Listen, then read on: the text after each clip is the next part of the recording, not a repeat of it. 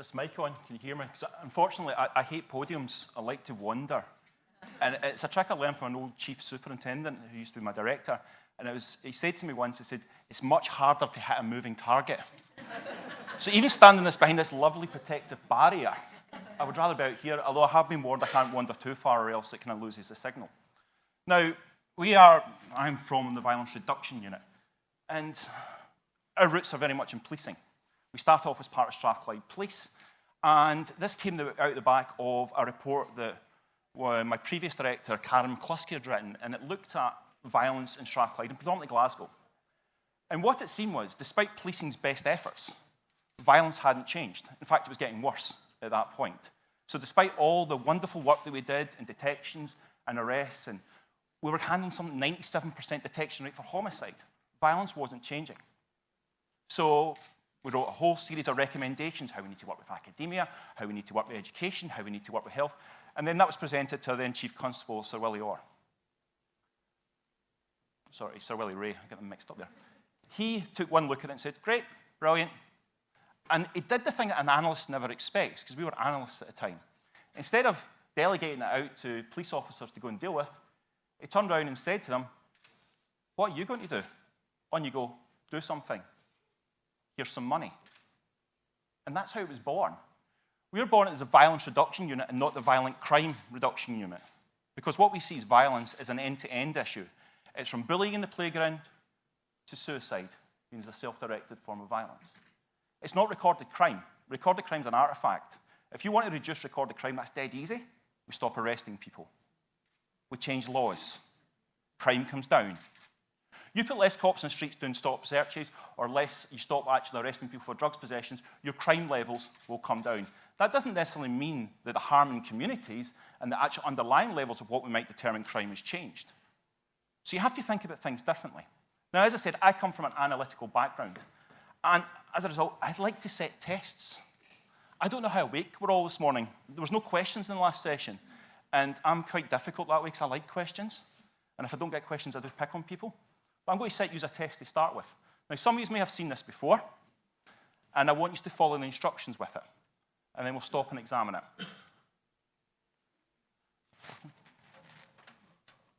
Right, okay. Count how many times the players in white pass the ball.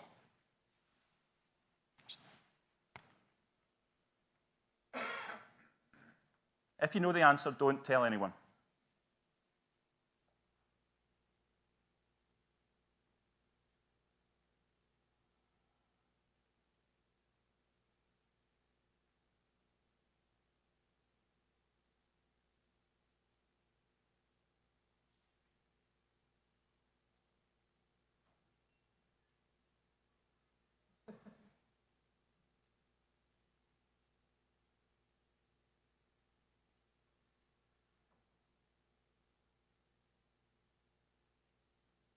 Okay, how many times did the ball passed?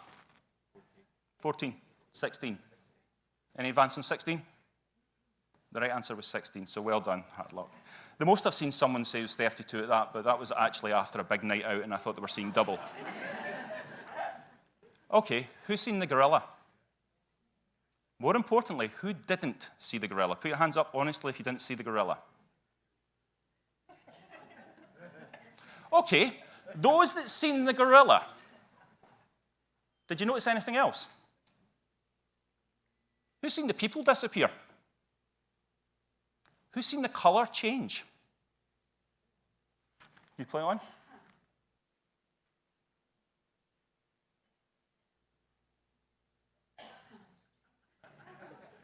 So there's the gorilla coming on.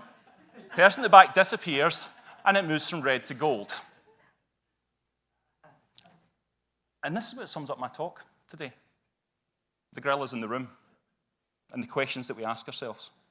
Sometimes we get so focused on answering questions, and we get so focused, whether it be a performance framework or whether it be what we think the questions are, and we look for answers. And what we think a question is, we often look for an answer. So we look for that count. Or if we know the gorilla there, if we've seen it before, or we've got an idea of what it's about, we'll see the gorilla. But we miss everything else in the periphery. We miss some of the big questions and some of the big issues that are around. And if you really want to look at big societal changes and big societal problems in terms of what we did in violence, you can't forget about the periphery. You can't just concentrate on what you think the question is, because sometimes the question is much more important than the answer. It's almost like for the sci-fi fans out there, it's the 42 effect from Hitchhiker's Guide. The ultimate answer was 42, but nobody knew what the question was. You have to understand the question. Okay, a couple of quotes that we found online. What is happening to our young people? They disrespect their elders, they disobey their parents, they ignore the law, they riot in the streets, and the morals are decaying. The world is passing through troubled times. They think nothing but themselves. As for girls, they're forward, immodest, and ladylike in their speech, behaviour, and dress. That could be taken from the Daily Express, the Mail, the Telegraph, usually in the comment bits after something that kids have done. The reality of it is that. Plato, 5th century, Peter the Hermit, 13th century. And the reality is, and this was interesting, obviously, when I was listening to the two Daves, as I was referring to previously, talk about the makeup of Birmingham and 23% young people, or a high proportion of young people, is that we look on young people differently than we look on ourselves. We generally, as a policymaker or as an informer, as an educator, I'm white, middle-aged, middle class. I have no idea what it's like to be a 16-year-old boy. I have no idea what it's like to be a 16-year-old boy from a poor, deprived community. And I have no idea what it's like to be a 16-year-old girl. None whatsoever. But we make decisions. We ask questions. We make policy. We do engagement. And we try and solve the problems that we think the problems are.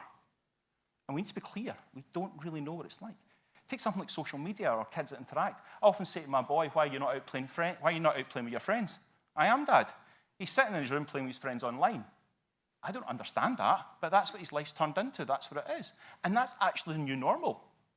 But we don't see it as that. And we have to change, not necessarily them. All right. Thanks. Okay, Scotland. Visit Scotland, love us, or used to love us. Scotland was one of the most violent countries in Western Europe. We know, the UN told us so. It had a horrific level. But it's in the context of the Western Europe. So at its worst, Glasgow had something like a homicide rate of 5.6 per 100,000. Scotland had maybe about 130, 140 homicides in 1 year. Now, that's quite bad for Western Europe in terms of the size of population, but let's put this in context. A country the size of Scotland, say El Salvador, has 12,000 homicides a year. So we're bad, but not that bad. But anyway, we're at the top of a table that we don't want to be at the top. And Scotland's always at the top of tables we don't want to be. So here it's violence, but it could easily be heart disease. It could be obesity. It could be alcoholism. It's never something like football. I mean, Christ, we were the only country that didn't qualify. How embarrassing is that? Despite the fact I actually think we're better than Northern Ireland, but we'll not get into that.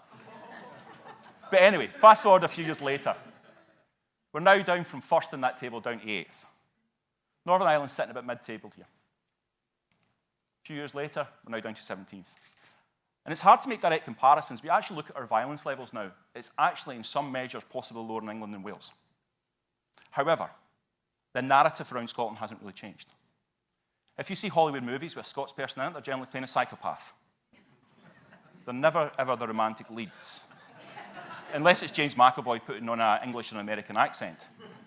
So we need to change how we talk about ourselves. In the same way, I suspect you do as well. You need to talk about yourselves in more positive ways.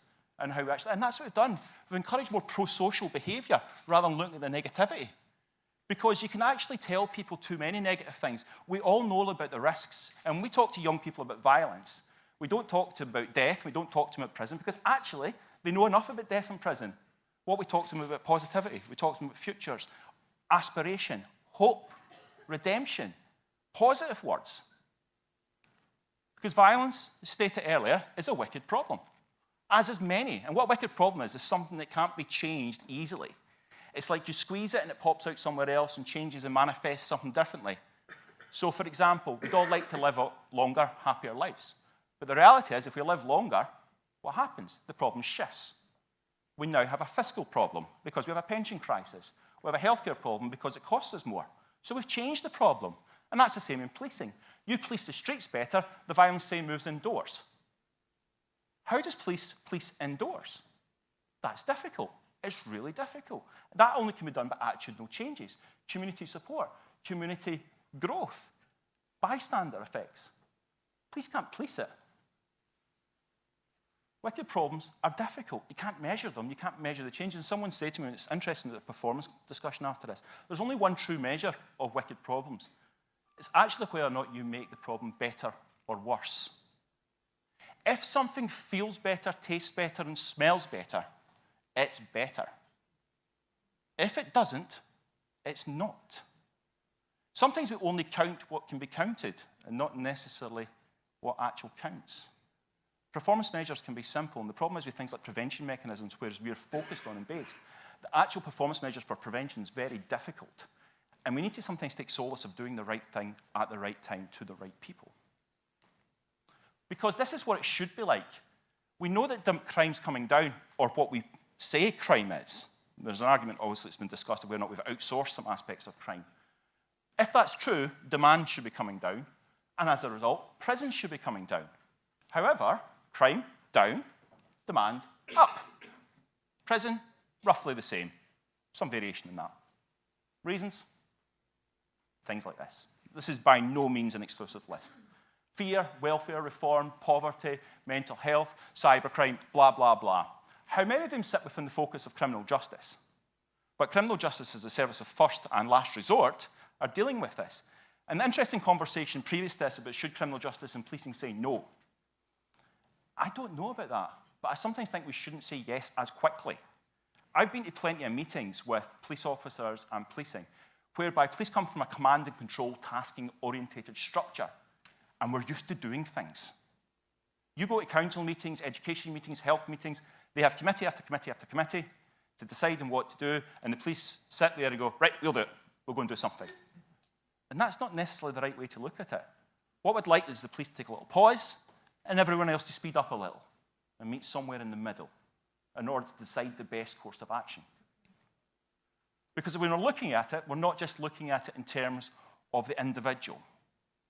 Individuals may have problems with alcohol, they may have problems with impulsiveness, they may have problems with control, it might be history problems, but individuals exist within relationships in terms of the parental relationships, or peer relationships, etc. Is it a masculine culture that we live in? Communities. What are the community norms? Are they poverty, high unemployment, tolerance and apathy, legitimization of violence or beliefs within a certain area? And society, inequalities, cultural norms. In my case, is it because we're Scottish that we act and behave in certain ways? The reality of this is, when we look at trying to tackle these problems, we look at it in one area at a time. Most of us look at it at the individual level. So take drug treatment programs. We take someone out and we put them in a drug treatment center, at which point they'll come clean. A month or two later, when they're no longer chemically addicted, psychological addiction may or may not have been broken, they come back into the same communities, the same relationships, and the same friends. Undoubtedly, it fails, and they go back on drugs again, the relapse occurs. Because what we've done is we've addressed it at one area, but not across the board. You need to address it across the board. If you address it across the board, it's the best chance of success. In one area alone, it's problematic. It's not necessarily doomed to failure, but it's much more difficult. But the problem is, whose responsibility is that? And that's where partnership comes in, and that's where collaboration comes in.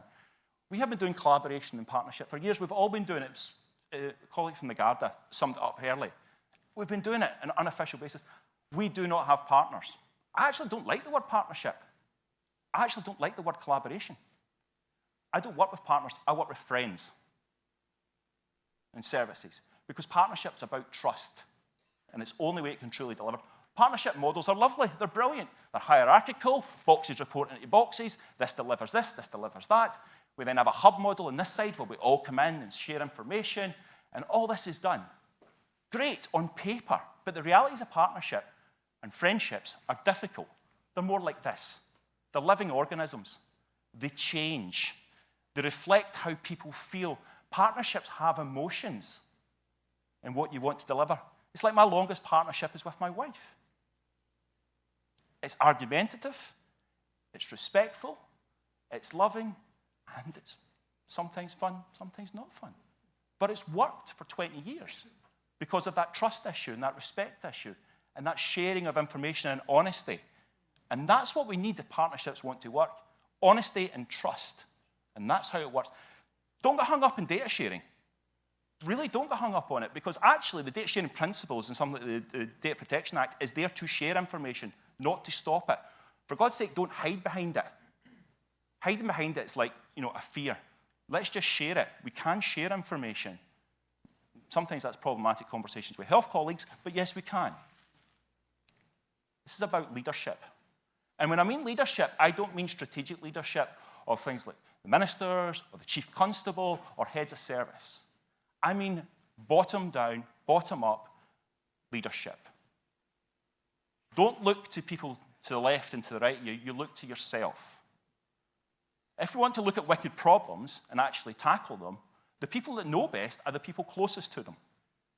They have the solutions. I'm not going to talk about solutions for Northern Ireland. I don't live here. I can look at it from an outsider's perspective, and I was really heartened with some of the conversations last night and how far you've came. But a lot of the solutions will be in this room. A lot of the solutions will be in the rooms that you deal with. A lot of solutions will be in the communities. And when I say communities, it's not necessarily just the geographic communities. It's communities of young people. It's communities of victims. It's communities of people of lived experience or combatants. It's different communities have different experiences, have different learning, and we need to learn from them and look for the solutions from them. And Obama summed it up well. We can't do well serving our communities if we believe that we, the givers, are the only ones that are half full and everybody we're serving is half empty. There are assets and gifts out there in our communities, and as good servants and good leaders, it's having the ability to recognize those gifts in others and help put them into action. We don't have the answers, other people do. It's about communities and community assets.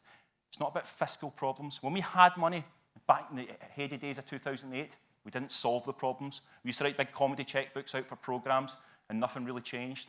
Now we don't have any money, and it could get worse. We're actually starting to change how we work. We're changing how we think. Now, don't get me wrong. Would I like more money for programs and for mental health and different services? Of course I would. Absolutely. But it's about recognizing your assets. And your biggest single asset that you have is the 1.83 million people of Northern Ireland. That's who will deliver change for you. Not your police force, not your health service, not your government, but the people. How you engage with them is absolutely crucial, and how you motivate them to come along is what will deliver it. This is solution-focused and not strategy-focused. Be mindful of what you do. Empathic was a conversation yesterday. Focus on the outcomes. We've been doing an outcome approach now for nearly 10 years. Trust in each other, learn from mistakes, mitigate risk, and don't avoid it, and build from the ground up. I'd like to add in one more to that. Like uncertainty. Because whatever you do, it's not going to be clear-cut. There's going to be times of uncertainty when you have to move, and you have to think to yourself, I don't know what's going to happen here. I'm not sure of the outcome. I'm not sure if we're doing the right thing. Embrace it. Embrace uncertainty, because that's how you make a difference. We need to jail those that we're afraid of and not those that we're mad at. More often than not, we jail people that we're mad at. But we know prison and short-term prison doesn't work, and that's acceptance across the majority of the Western world now. Even America's moving away from that model in terms of what they're looking at. Prison is a necessity in what we have. But honestly, do a lot of people need to go to prison, or should we be looking at things differently? We send people to prison, say, for shoplifting. But actually, shoplifting is driven by the fact they might have a drug addiction. The drug addiction might be driven by the fact they were sexually abused. So what happens is, we've taken someone that's actually been a victim, and a victim is someone who became a health problem. And then a health problem is someone that became a criminal justice problem, and then we've dealt them in a criminal justice way. We've not really addressed it. We are dealing with the consequences and the symptoms and not the causes, and we need to shift. And we are shifting. Shifting here. We're shifting across the world on this. But we need to move quicker if we want to do it, especially now in times of financial problems. It's about reaching people at teachable moments. It's about parenting. Obviously, first 3 years of their life, the most important. You get a 10-to-1 relationship and impact by dealing with young people and the amount of money you spend. It's about dealing with people when they're assaulted, when they're sitting in hospital. When you're sitting there with a pain and you've been punched or slashed or stabbed, you can't help but contemplate your life. We put mentors and navigators and people in just to talk to them, and counselors to talk to people in A&Es. When you're arrested, these are all opportunities, and convicted. These are opportunities for you to intervene when people are contemplative. When people are contemplative about their life, they're more likely to listen. They don't necessarily will have 100% success. Brief motivational interviewing in alcohol doesn't have a big success in terms of its validity and what it does. However, it's quick and it's easy, and it might have a success rate of 1 in 10,000. But for what you're doing, you're getting 1 in 10,000 for a 10-minute interview or a 10-minute chat. So we need to think about those things in a public health perspective. How do you shift a population as well as dealing with those most vulnerable? We should be about service delivery and not service provision. And this is perhaps the most difficult concept. Service delivery. We are service providers. We might think we're service delivery agents, but we're service providers in general. Possible exception of policing and some of the emergency services to a degree. What we do is we set up services and we expect communities to cope with our delivery when we can do things. However, if we go back to this concept of teachable moments, we should provide services at the point of need and when people need it most, because that's when you get most impact. But we're not structured in that way. We're not structured, our services are structured still in silos. If you were looking at our system of public sector and you were starting again, would you design it the same? I would suspect you wouldn't. You'd have a lot of integrated services. In fact, you wouldn't even call them integrated services. They would just be outcome-focused services in what you do. So you would have health and education and social sector all together, policing and fire service and emergency service and responders. We might even separate part of that. We'd have community safety here. And it would be all outcome-focused. It wouldn't be what we're doing just now, salami slicing services because of money. We're saying we can't do this, we can't do that, we can't do this, we can't do that. This is this person's responsibility, this is that person's responsibility, because we no longer have the money or the resources to do it. And that's where we are with it. But we should really think about radical rethink, and that's difficult. That's really hard. But we need to aspire to that. We need to aspire to what we want to be, not what we think, well, actually, how can we achieve it? Is that someone once said to me, well, do you have a plan for any of this? I said, no. We have a compass. We know which direction we're going. But how we get there in the journey, that's half the fun and half the challenge with it. To do this, 3 important words. I'm going to finish quickly. First of all, 3 words you need to know. Resilience, resilience, and resilience. Resilience in your communities, resilience in your people, and resilience in your services. That's how you deliver. Because going back to that concept of uncertainty, this is difficult work.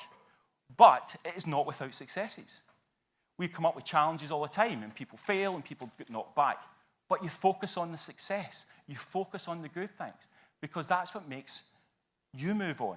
That's what makes communities move on. That's what makes people want to change. Ask yourself these 3 questions. Who are you? What do you do? And why does it matter? I suspect for everyone in this room, it matters in what we do. And that's the positive thing about it. We're all doing jobs, we're all doing roles, and we can feel sometimes a wee bit evangelical. And for a lot of us about it, it's beyond a job in what we do. We actually feel a real level of personal commitment for it. But so do people in our communities. And how do we motivate people? It's not easy. It's really not. And we have to ask ourselves lots of difficult questions, but it can be done. We see it in communities across the world, how communities become motivated and change. But how can we structuralize that and make it for across a country? That's an entirely different question. Because instead of wicked problems, these are infectious solutions. We change one thing, it's like a domino effect. Things start to change and move and garner speed, and things move on and happen. And that's what we want to do. Northern Ireland over the last 15 years has changed tremendously. Absolutely tremendously. I would love to see where you are in the next 15 years.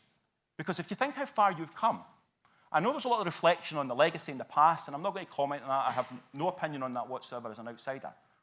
But as an outsider looking in, and where you are just now, oh my God, I can only applaud the direction of the people here. So where are you going to be in 15 years? Where do you want to be? Where do you aspire to be? And 3 phrases from my naive perspective is learn from the past, work in the present, and look to the future. Thank you very much.